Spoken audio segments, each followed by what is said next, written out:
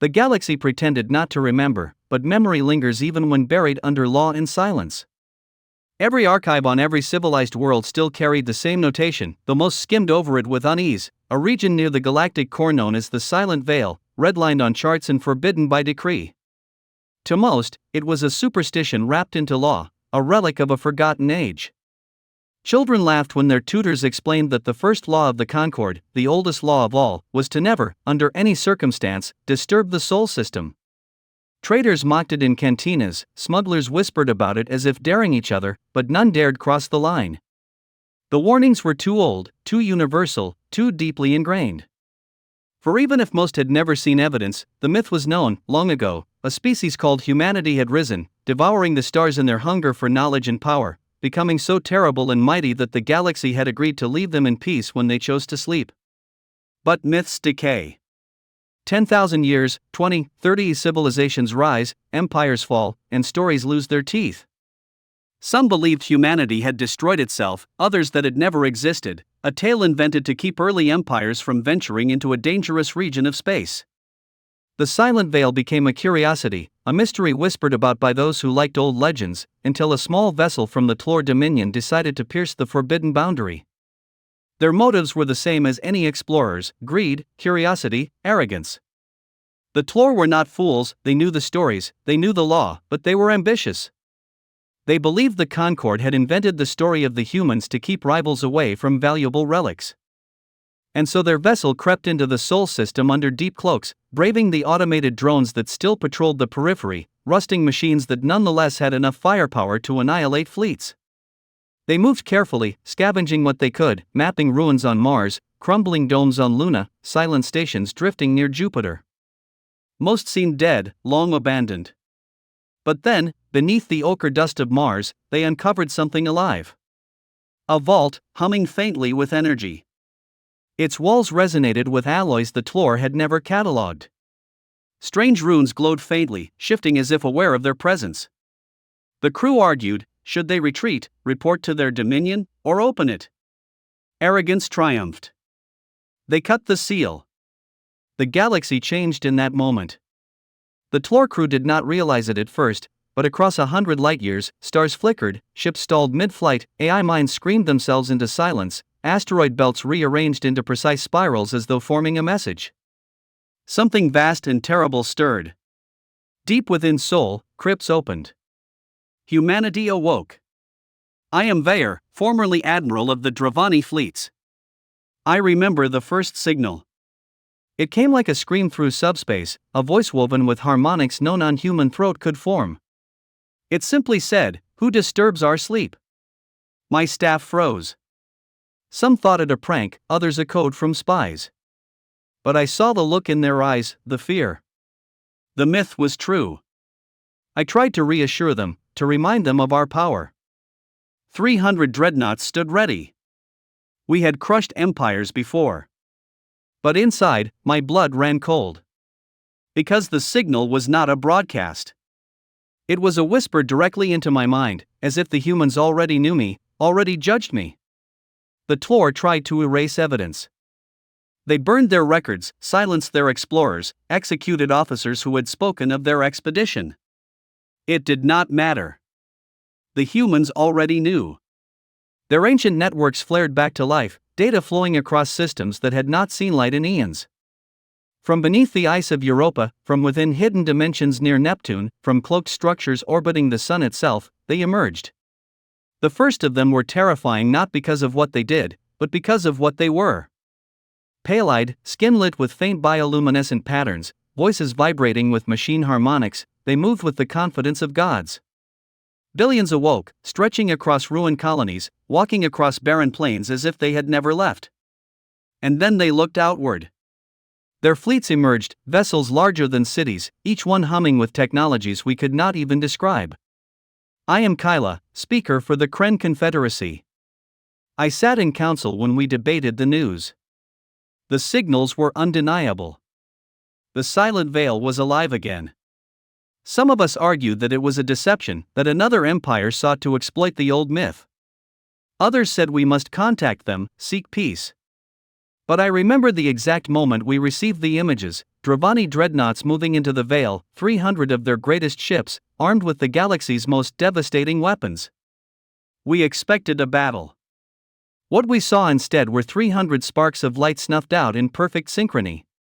Not explosions, not destruction, simply absence. The Dravani fleet was gone as though erased. Weeks later their suns dimmed, and entire systems froze. There was no negotiation, no warning, no explanation. The message was clear: resistance was irrelevant. The Concord collapsed in panic. Old alliances dissolved, empires scrambled to prepare defenses. None mattered. The humans spread not with fleets at first, but with whispers. Messages arrived on every channel, demanding tribute, obedience, surrender. Those who complied were absorbed, their people catalogued, their resources harvested, their governments rewritten. Those who hesitated ceased to exist. Entire systems went dark overnight. What terrified us most was not just their power, but their diversity. Humanity had not awoken as a single unified empire but as factions, each with its own vision. Some cold and calculating, others religious and fanatical, others whimsical and cruel. One demanded worship, another demanded tribute, a third transformed worlds into laboratories where alien species were reshaped for amusement. To defy one was to risk the intervention of another, and so no one dared resist. I am Sariel, archivist of the Lutheri. My people are historians, dedicated to remembering. We gathered what knowledge we could of humanity, piecing together fragments of their past. What we discovered chilled us more than their weapons. Their hibernation had not been sleep at all. Each human mind had been preserved in simulations where centuries passed in days. For every year the galaxy experienced, they lived hundreds. In their dreamless eternity, they perfected sciences beyond our comprehension, tested every tactic, ran every possible rebellion to its end. When they woke, they already knew every path the galaxy could take. We had no chance, no possibility of surprise. Our histories told us of many conquerors, many tyrants, but never had there been one who already knew the outcome of every struggle before it began. The humans revealed their knowledge with quiet arrogance. They twisted time itself, reshaped planets into machines, folded black holes into engines. They treated our proudest technologies as children's toys. Species who had considered themselves mighty now knelt without hesitation. Resistance dwindled to isolated acts of desperation, crushed before they could spread. I am Jirik of the Vator, once a soldier. I remember our final stand. We launched every weapon, every ship, knowing it was hopeless. Our skies burned, our seas boiled, and still they came. Not in anger, not even in malice, but in amusement. A human fleet hovered above our capital, their voices broadcast into our minds. One said, "We calculated this outcome 1,000,000 times. You fought bravely in 112 scenarios. You surrendered in 830. In all, you lost." They erased our armies, then rebuilt our world into something unrecognizable, turning us into servitors bound to their machines. My people live, but not as themselves. We live as tools. The galaxy at last understood that the greatest evil was not that humanity had been disturbed, but that humanity had chosen to awaken. For their slumber had been mercy. Their dreams had been a kindness to the rest of us. Awake, they were unstoppable. Awake, they were inevitable. And so, across every monument, every rebuilt city, every rewritten archive, the humans carved their decree. Once a warning, now a proclamation: disturb not the sleepers of soul, for when they rise, they shall rule. But I am not ready to give up. My name is Kyla again, speaker no longer but fugitive. We whisper in the shadows, scattered remnants of free peoples. We know rebellion is impossible. We know every path leads to defeat. But still, we try. We hide in the edges of nebulae, in the ruins of forgotten stations, plotting not to win but to remind ourselves that we are alive. Perhaps the humans calculated every possibility, but perhaps not every heart. Perhaps not every irrational act of defiance. I do not know if hope is enough, but I cling to it, for without it we are already dead. And somewhere deep within me, a darker thought grows. What if we could awaken something even older? What if the humans were not the first to slumber? If they dreamed, perhaps others dream still, waiting to be disturbed. Would they be saviors, or devils greater still? I do not know. But I know one truth: if humanity is awake forever, then the galaxy as we knew it is gone. And so we search, desperate and afraid, for something that might yet rival them. I remember the first time I opened my eyes after centuries of sleep.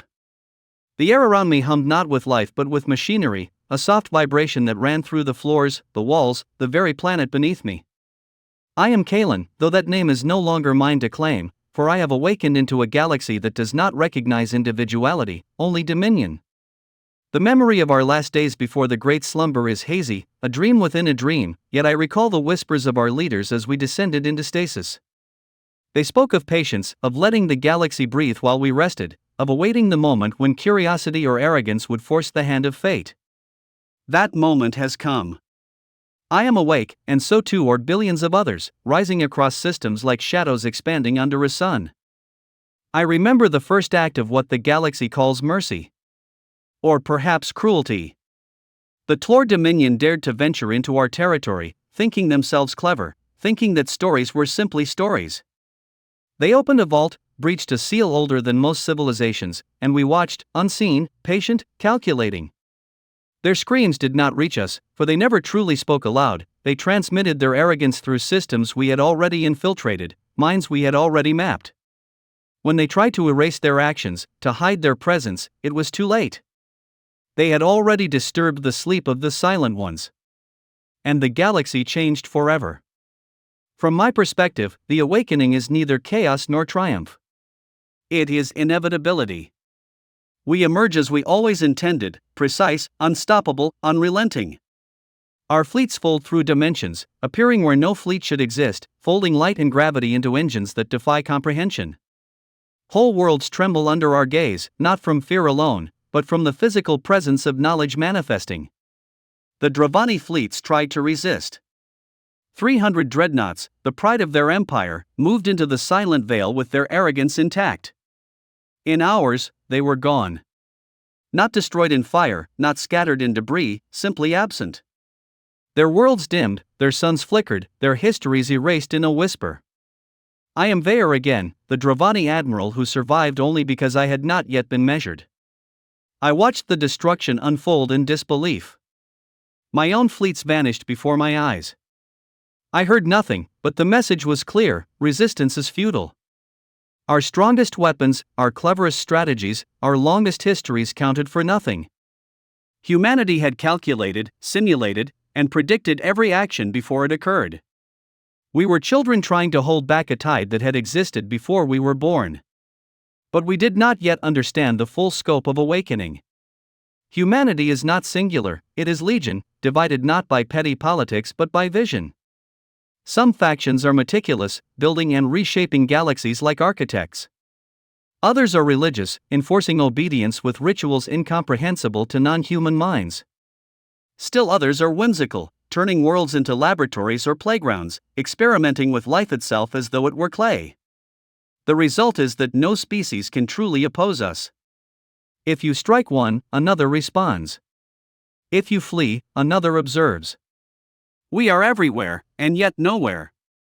We have become the nightmare and the dream of the galaxy in the same heartbeat. I am Kyla, or at least the shadow of who I was. I sit in the remnants of the Kren Confederacy, gathering allies from the edges of dying systems. We whisper of rebellion, of hope, of cunning. But every strategy we devise, every maneuver, every hidden cache, is anticipated. We understand now that knowledge is our enemy as much as their fleets. Humanity remembers everything.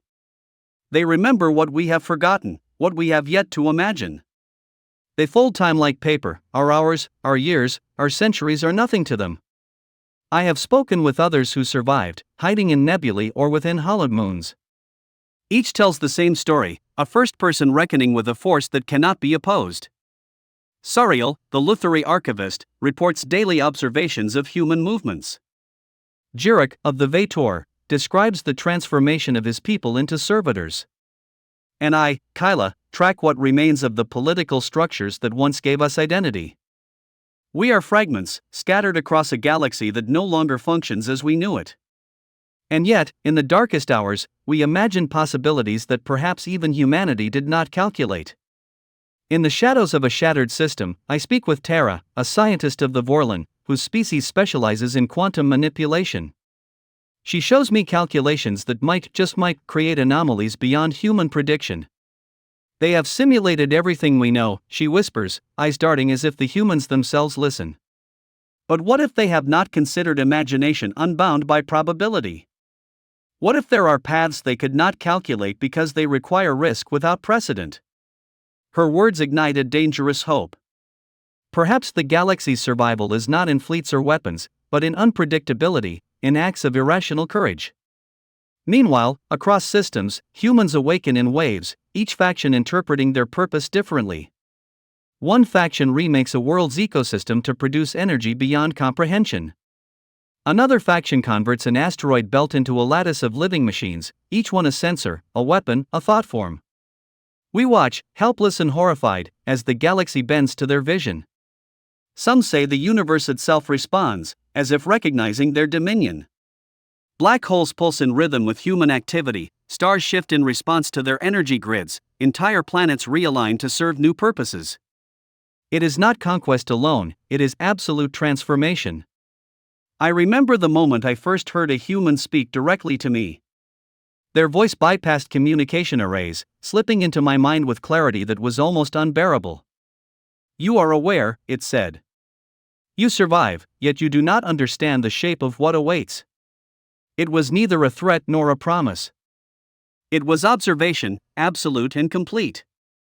I trembled, for in that voice I understood something no amount of hiding could teach. They already knew every possible rebellion, every hope, every despair. And yet, we are alive. And living, we continue to imagine. Not all humans act with cruelty. Some awaken with curiosity, exploring remnants of alien civilizations with detached fascination. Some speak in tones almost gentle, as if amused at our fear. But amusement is still control. Their experiments are precise, their interventions deliberate. When a species shows resistance, they remove the threat with minimal effort, erasing only what is necessary to ensure obedience. The galaxy does not fight, it survives, silently and uneasily, where it can. I am Kalen again, and I walk among others like me, fugitives of reason and order. We whisper plans that may be beyond practicality, for each of us knows that humanity may already anticipate our thoughts. Still, in this whispering, we find identity. We are no longer empires, we are echoes, shadows, fragments.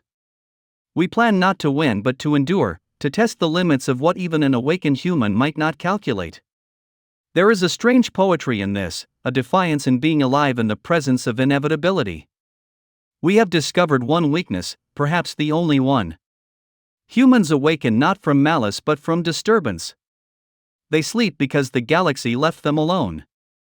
Their awakening is precise, their domination comprehensive, but it is not infinite in patience. There are artifacts older than humanity itself, relics from civilizations long gone, whose purpose may be beyond even the human's calculations. If we can locate them, awaken them, or simply stumble into their influence, perhaps the balance can shift. Perhaps there is a force older, stranger, and unpredictable. I am Kyla, hiding in the shadow of a collapsed world, yet even as I write this, I sense them watching. I do not know if we will survive. I do not know if our efforts matter beyond the illusion of choice. But we act, because to do nothing is to die in spirit even if not in flesh. I imagine one day a human will pause and consider us, will observe not with amusement but curiosity, and perhaps in that moment, an unforeseen variable will arise. Perhaps the galaxy will find a loophole in the perfection of their planning. Perhaps hope will exist, if only briefly. And Kalen, among billions, rises. I walk across worlds remade in the image of human thought, seeing cities grown like organisms, fleets suspended in impossible geometries, stars bent to their will. I watch civilizations rebuilt, re-engineered, repurposed. Yet I carry within me the memory of freedom, of choice, of unpredictability. I move quietly, carefully, aware that my every thought may be anticipated, yet determined to act, to imagine, to rebel in ways small or unseen. The galaxy remembers the humans, and now it fears them. They awaken in light and shadow, in laughter and judgment, in cruelty and curiosity. But within the shadows, in hidden corners of nebulae, in the minds of those few who dare think freely, resistance stirs, not in force, not in weapons, but in the simplest and oldest human act, imagination. Perhaps we are dust beneath their footsteps, perhaps we are nothing. Yet we imagine, and in imagination, even the smallest spark can become wildfire. And as the stars bend and galaxies shift to accommodate the will of the awakened, I whisper to myself, to those who might hear, we are not gone. We are still alive. And as long as we can think, we may yet endure. For the first time in millennia, perhaps the humans did not foresee this. Perhaps even inevitability has a gap where unpredictability can bloom. And even if it is only a shadow, it is enough to remind us, and perhaps them, that the galaxy is not simply a stage for one race, no matter how mighty.